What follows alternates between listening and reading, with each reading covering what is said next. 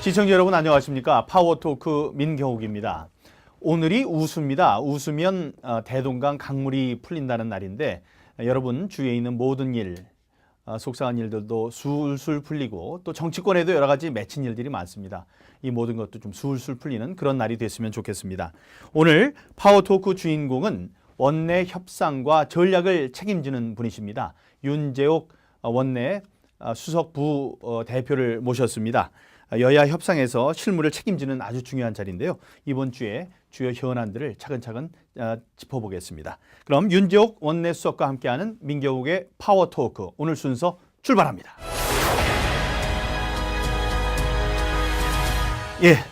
예, 바쁘신 중에도 이 시간 내주셔서 정말 감사합니다.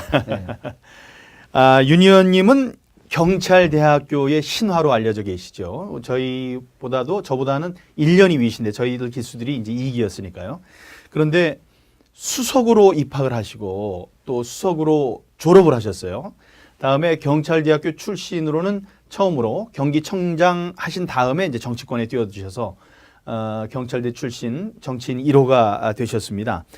항상 선두만 달리셨는데 타고나신 겁니까? 아니면 후천적인 노력의 결과입니까?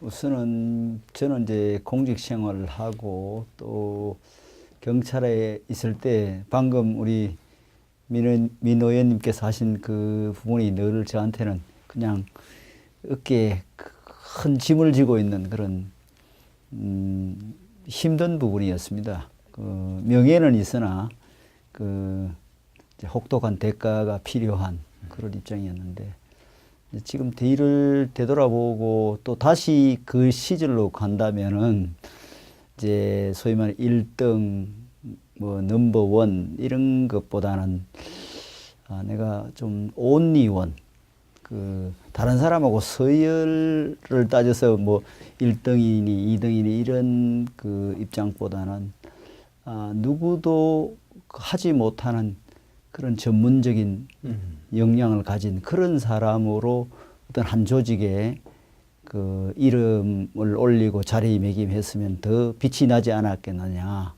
그런 생각을 해봅니다. 국회에 와서도 마찬가지입니다. 그래서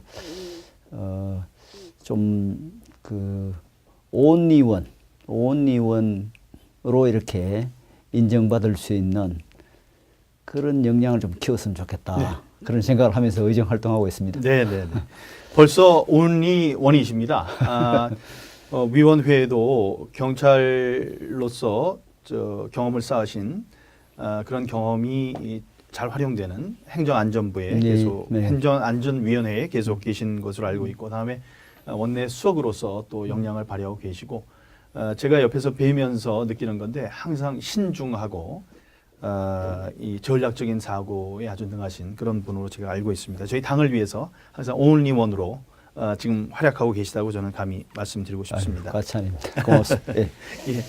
윤재옥 의원님은 현재 자유한국당 원내 수석 부대표시고 또 지방선거 기획단에서는 부위원장 맡고 계시죠. 예, 그렇습니다. 또 국회 운영위원회에서는 당연히 간사직을 맡고 계십니다. 치열한 원내 협상에서 실무를 주도하는 자리인데 이 원내 전략 이 여야가 잘 맞아서 돌아가면은 좀 괜찮기도 하겠지만 요즘같이 참 어렵게 얽혀 있을 때는 그 자리가 굉장히 무거운 자리가 되는데요. 지난해 12월에 임명되셨습니다. 지금 한 석 달째 이제 돼가는 것 같은데 2달째 이렇게 되는군요. 원내 수석 부대표로서 이렇게 지내오신 소회는 어떻습니까? 우선은 이제 김성태 원내대표께서 우리가 그냥 피상적으로 알고 있는 그런 그 김성태라는 정치인의 모습하고 다른 부분이 이 가까이에서 모셔보니까 있습니다. 상당히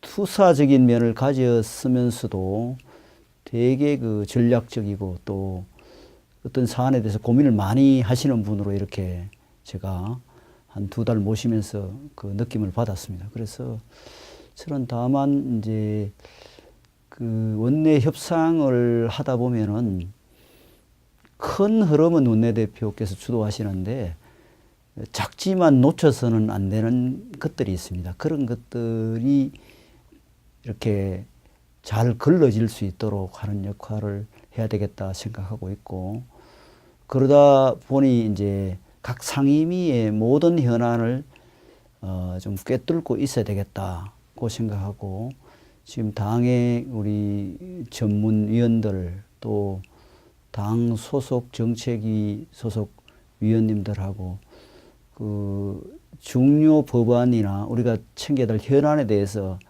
매일 점검하고 있습니다. 그래서 이런 과정을 통해서 대표님께서 협상하고 또 전국을 이렇게 이끌고 가시는데 실무적인 부분들로 인해서 그 큰 흐름을 주도하는데 에너지 낭비가 없도록 하는 그런 일을 하려고 애쓰고 있습니다. 말씀하셨다시피 또 원내의 수석 부대표로서 원내 전략을 짜는데 이제 애를 써주시는 only one으로 활동하고 계시니까요. 지금 맡고 계시는 동안에 지역구에 자주 그렇게 옛날처럼 못 가시더라도 지역 구민들께서는 양해를 또 좀 해주실 것이라고 저는 믿습니다. 그 원내 이제 부대표를 저도 이제 초선으로서 해봤는데, 그 이제 바쁜 와중에 이런 직책을 맡지 못했다면 알 수 없는 그런 면들을 저 원내 대표나 수석 부대표께 많이 이제 보면서 느끼게 되더라고요. 인간적인 매력, 또 그 남들이 모르는 점들, 이런 걸 이제 저도 알게 되고, 그래서 이제 그게 계보가 형성된다고 사람들도 얘기하는 것 같습니다. 네. 근데 아까 이제 김성태 원내 대표에 대해서 말씀을 해주셨으니까 구체적인 사례로 어떤 전략적인 사고를 하신다, 전략적인 그런 마인드를 갖고 계시다는 말씀 잠깐 하셨습니다. 구체적으로 어떤 면에서 어떤 순간에 그런 걸 좀 느끼셨는지 듣고 싶습니다. 공격할 때 공격할 줄 알고, 또 양보할 시점이나 또 양보할 그 사안에 대해서 판단이 좀 아주 탁월하신 것 같아요. 정무적인 감각이 상당히 탁월하신 분입니다. 그래서 현장에서 오랫동안 뭐 책으로 이렇게 익힌 분이 아니고, 현장에서 본인의 경험을 또 본인이 현장에서 밑바닥에서 이렇게 그 삶을 살아오신 분이기 때문에 동물적으로 그런 감각을 가지고 있는 것 같아요. 그래서 지금 저 2달여 동안 개헌 협상이라든지 각종 그 어떤 그 여야 간의 쟁점 현안에 대해서 우리 당이 그 가고자 하는 방향, 또 우리 당이 목표하는 바에 거기에 차질 없이 지금 그 사실은 여야 협상에서 야당 원내대표가 지금 주도권을 저는 가지고 있다고 생각을 합니다.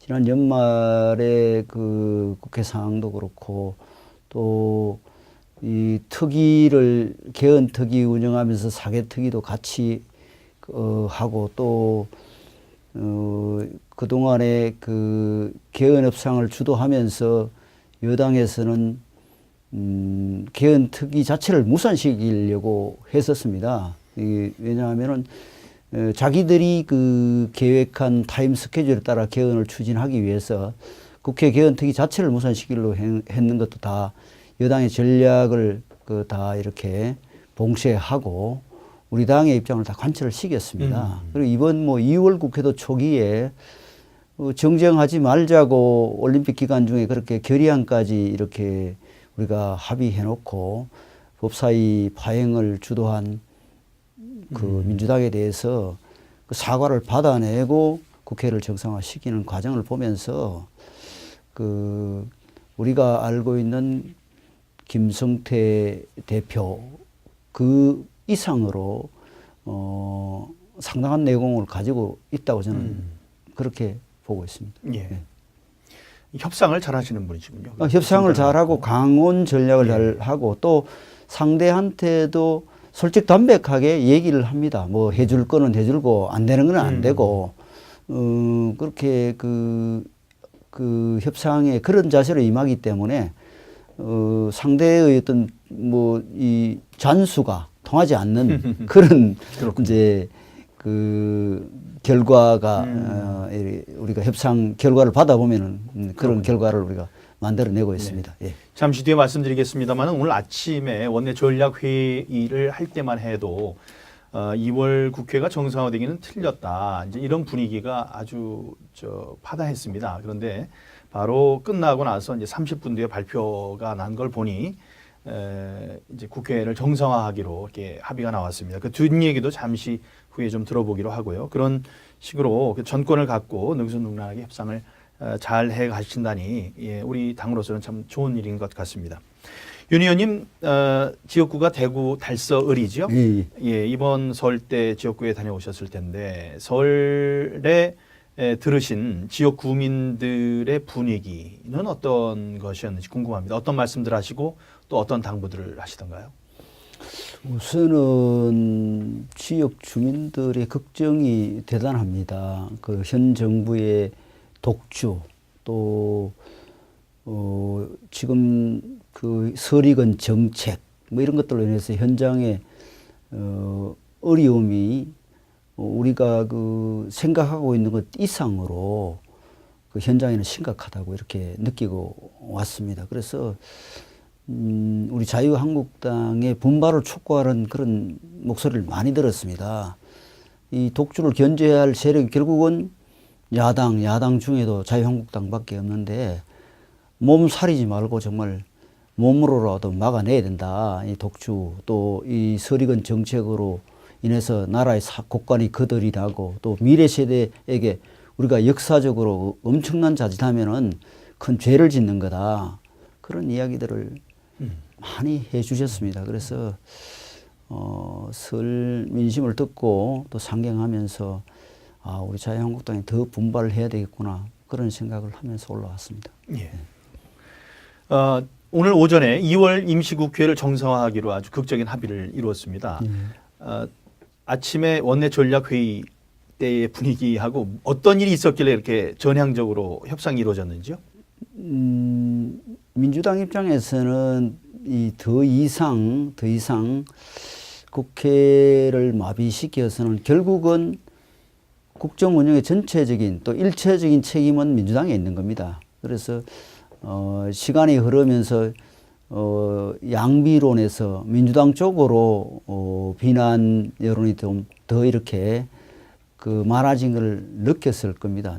느꼈을 거고 또 우리 김성태 원내대표께서 오늘 원내 대책회의 때도 말씀하셨습니다. 2월 임시국회를 뭐 이렇게 시간 끌다가 3월에 또 국회를 개원하겠다고 한다면 절대 3월 국회에 응할 수 없다는 일종의 이제 배수진을 쳤다고 봐야죠. 뭐 그런 상황들이 좀 복합적으로 작용을 했고 또 민주당 입장에서는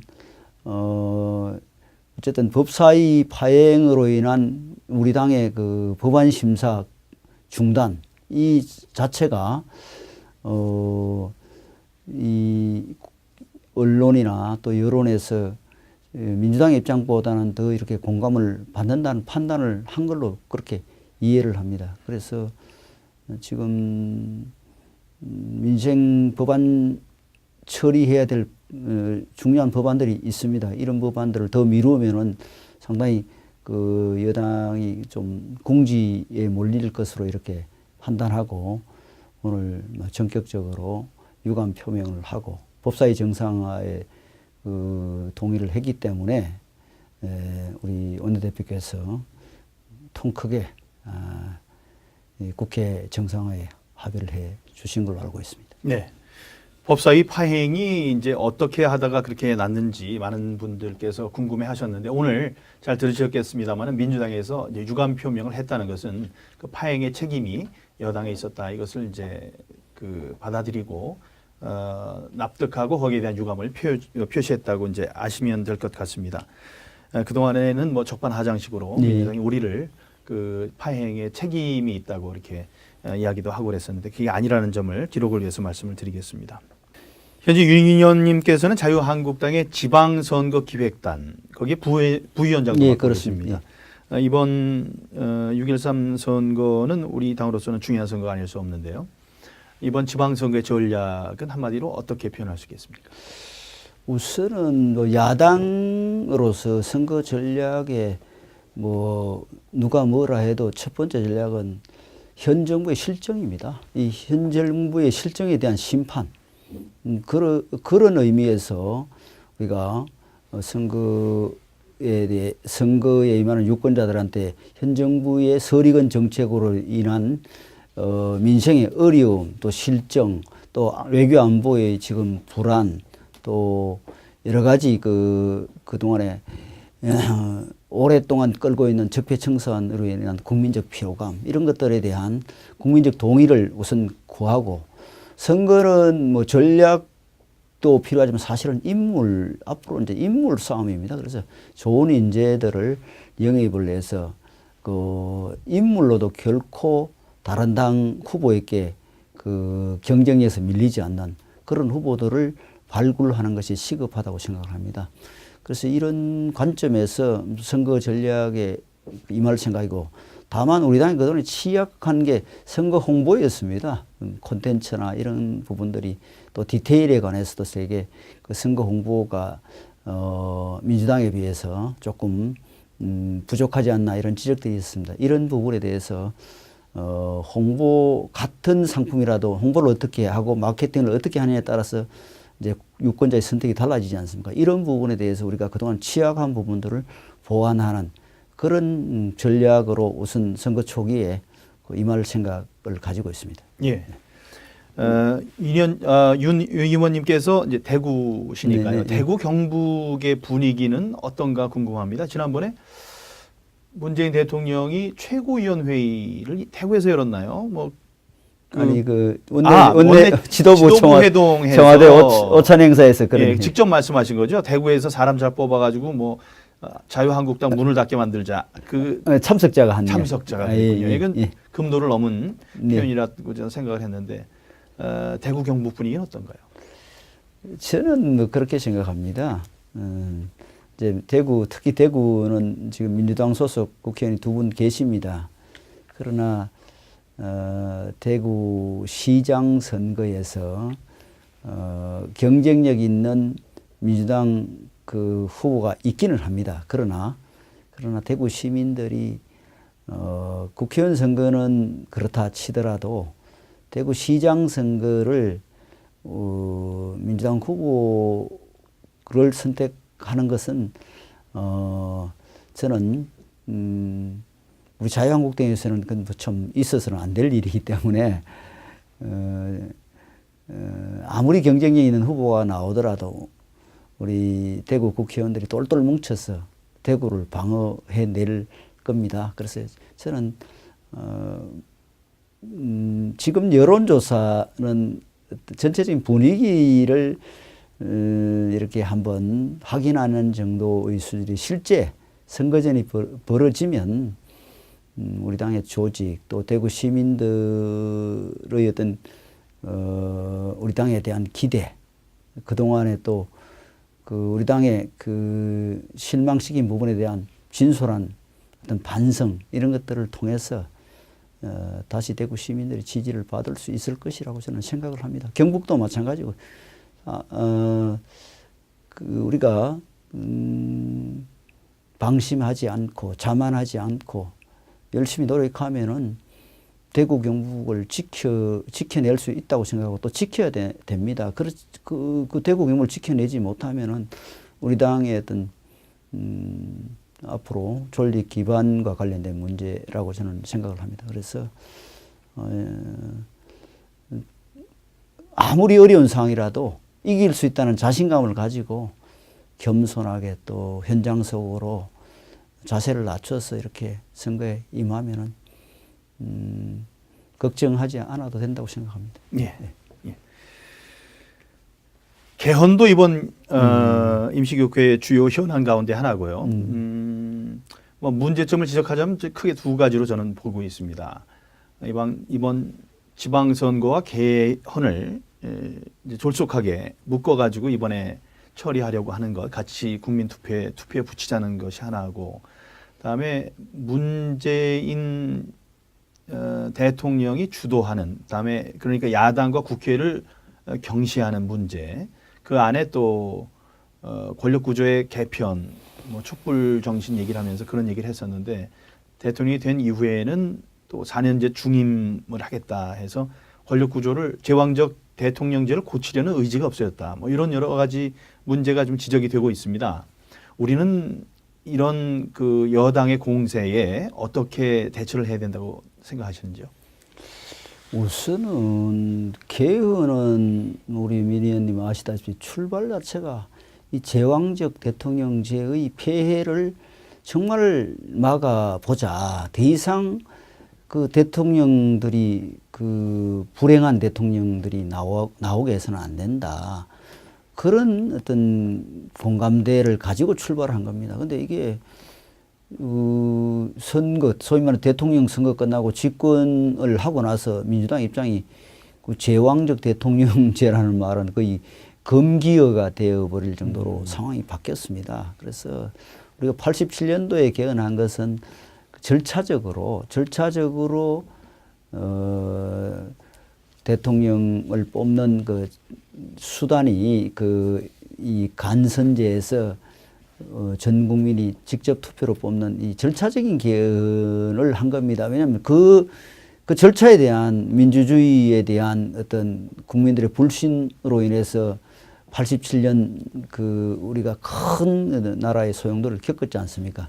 그런 상황에서 이제 87년 개헌을 한 거고 지금 이제 30년이 지난 이후에는 헌법 자체의 어떤 내용과 관련된 우리 이제 그 민주주의 성숙도나 국민들의 이 수준에 맞는 또 지금 현 시대가 요구하는 그런 것들을 담아내야 되는 개헌입니다. 그러니까 내용적으로 이제 그야말로 민주주의 체제에 맞는 그런 내용을 담는 개헌이 되는데 지금 민주당에서 생각하고 있는 개헌 또 대통령께서 뭐 사적으로 자기가 한다고 말씀하신 뭐 대통령 중임제 이런 것들은 사실은 그 권력 구조의 내용에 관한 부분은 없습니다. 기간에 관한 문제일 뿐입니다. 그래서 우선은 그 집권 이후에 이제 완전히 그 돌변한 개헌에 관한 입장에 대해서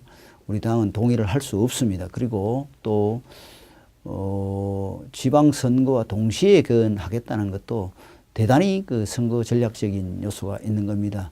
선거 지방 의 공직 후보자를 뽑는 선거 자체가 뒤로 밀리고 개헌이 전면에 나섬으로 인해서 그 선거에 많은 영향을 미칠 그런 소지가 있어 보입니다. 그래서 전략적인 그런 측면이 강해 보입니다. 시기적으로.